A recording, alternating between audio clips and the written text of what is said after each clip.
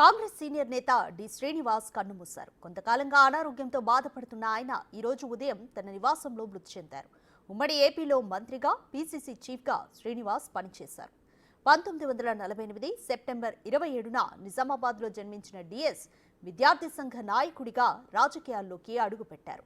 1989, 1999, 2004లో ఎమ్మెల్యేగా ఎన్నికయ్యారు. 1998లో పీసీసీ అధ్యక్షుడిగా బాధ్యతలు చేపట్టారు. 2014 తర్వాత కాంగ్రెస్ ను వీడి బీఆర్ఎస్ లో చేరారు. డిఎస్ బీఆర్ఎస్ నుంచి రాజ్యసభ ఎంపీగా కొనసాగారు. తన సంతాపాన్ని తెలియజేశారు. 2023 తర్వాత తిరిగి డి శ్రీనివాస్ కాంగ్రెస్ లో చేరారు. డిఎస్ కు భార్య, 2 కుమారులున్నారు. పెద్ద కుమారుడు సంజయ్ నిజామాబాద్ మేయర్ గా పనిచేశారు. చిన్న కుమారుడు అరవింద్ నిజామాబాద్ ఎంపీగా ఉన్నారు.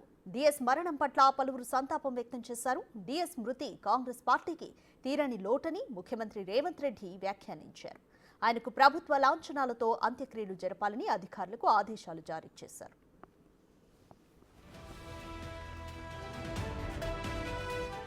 సాయంత్రం నిజామాబాద్ కు డిఎస్ పార్థివ దేహంను తరలించనున్నారు. రేపు అక్కడే అంత్యక్రియలు జరగనున్నాయి.